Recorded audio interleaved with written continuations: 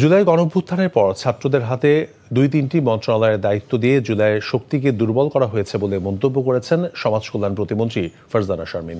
শনিবার বিকেলে রাজধানীর একটি হোটেলে ওয়েলবিং বাংলাদেশ ফাউন্ডেশনের সেমিনার এবং ওভারথিংকিং ডিটক্স ব্লুপ্রিন্ট বইয়ের মোড়ক উন্মোচন অনুষ্ঠানে তিনি এসব কথা বলেন। মাদককে দেশের অন্যতম বড় সামাজিক সংকট উল্লেখ করে মাদকাসক্তি প্রতিরোধ এবং মানসিক স্বাস্থ্য রক্ষায় তরুণদের সচেতন করার তাগিদ দেন প্রতিমন্ত্রী।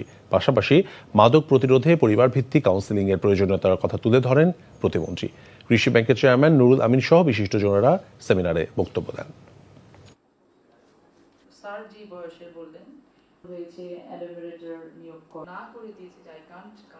আমরা নিজের হাতে আমাদের সন্তানদেরকে অত্যন্ত চমৎকার একটি ফোর্সকে আমরা নষ্ট করেছি ফর আওয়ার ইন্টারেস্ট।